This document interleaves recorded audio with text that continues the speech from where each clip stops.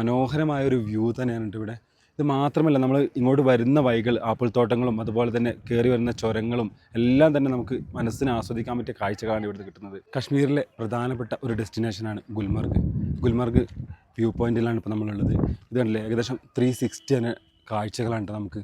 ഇവിടുന്ന് മൊട്ടക്കുന്ന് പോലുള്ള മലകളും തായ്വാരങ്ങളും എല്ലാം തന്നെ വളരെ മനോഹരമായിട്ടുണ്ട്. ഇവിടുത്തെ ആക്ടിവിറ്റീസ് എന്ന് പറയുന്നത് ഈ ഒരു കുതിര സവാരിയുണ്ട്.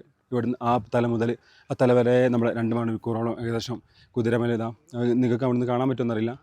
കുതിരൻ്റെ കൊണ്ടുപോകുന്ന ആളുണ്ടാവും. അതിനെ നമ്മളിപ്പോൾ മുകളിൽ കയറിയിട്ട് അങ്ങനെ സവാരി ചെയ്തിട്ട് ഇങ്ങനെ വരുന്നതിന് 1000 രൂപയാണ് കേട്ടോ പറയുന്നത്. നമ്മൾ ചോദിച്ചപ്പോൾ പല എമൗണ്ടുകളും പറയുന്നുണ്ടാകും. അവനവൻ്റെ യുക്തി അനുസരിച്ച് നമ്മൾ കുറച്ചെടുക്കണം. അതങ്ങനെ കയറി പോകുന്നുണ്ട്, പതുക്കെയാണ് കയറി പോകുന്നത്. മറ്റൊരു ആക്ടിവിറ്റീസ് എന്ന് പറയുന്നത് ഈ ഒരു സ്കോർപ്പിയോയിലുള്ളതാണ് കേട്ടോ. സ്കോർപ്പിയോയിൽ നമുക്ക് 8 പേർക്കാണ് പോകാൻ പറ്റിയത്.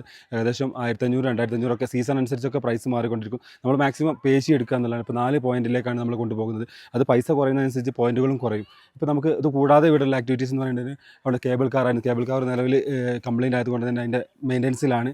അപ്പോൾ അത് അവിടുന്ന് അങ്ങോട്ട് 2 സ്പോട്ടുകളിലേക്കായിട്ടാണ് കൊണ്ടുപോകുന്നത്. 950 രൂപയും അതുപോലെ തന്നെ അത് ഫുള്ളായിട്ട് കവർ ചെയ്യണമെങ്കിൽ 1200 രൂപയും എന്നാണ് എനിക്ക് മനസ്സിലാക്കാൻ സാധിച്ചത്. പിന്നെ ചെറിയ ചെറിയ വാഹനങ്ങൾ, ഇതുപോലെ ബൈക്ക്, റേസിംഗ് ബൈക്ക് പോലത്തുള്ള അങ്ങനത്തെ ഒരു ആക്ടിവിറ്റീസ് ഇവിടെ കാണാൻ പറ്റുന്നുണ്ട്. പൊതുവേ കാശ്മീർ വരുന്നവരൊക്കെ ശ്രദ്ധിക്കേണ്ട ഒരു കാര്യം എന്ന് പറഞ്ഞിട്ടുണ്ടെങ്കിൽ ഇവിടെ എന്ത് സാധനങ്ങൾ വാങ്ങിക്കുകയാണെങ്കിലും ഒരു ഇരട്ടി വിലയാണ് പറയുന്നത്. അത് നമ്മൾ നോക്കിയിട്ട് എടുക്കേണ്ട ഒരു കാര്യമാണ്. പിന്നെ അതുപോലെ തന്നെ ആക്ടിവിറ്റീസ് ആണെങ്കിലും അവരിപ്പോൾ ചിലപ്പോൾ 3000 രൂപ പറയുന്നതാണെങ്കിൽ ചിലപ്പോൾ 1000 രൂപ കിട്ടുന്നതായിരിക്കും. അതൊക്കെ നിങ്ങൾ പറഞ്ഞിട്ട് സംസാരിച്ചിട്ട് കുറച്ചെടുക്കണം. അതുപോലെ തന്നെ നമുക്കിപ്പോൾ സിംഗിളായിട്ട് 1-2 ആളായിട്ടൊക്കെയാണ് വരുന്നതെങ്കിൽ നമുക്ക് ആ ബെനിഫിറ്റ് എവിടെ കിട്ടുന്നത് വെച്ചാൽ നമ്മൾ ഗ്രൂപ്പായിട്ട് വരുമ്പോഴുള്ള ബെനിഫിറ്റ് കിട്ടുന്നത് വെച്ചാൽ നമുക്ക് ഇതുപോലെ ആക്ടിവിറ്റീസിലേക്ക് പോകുമ്പോഴാണ്.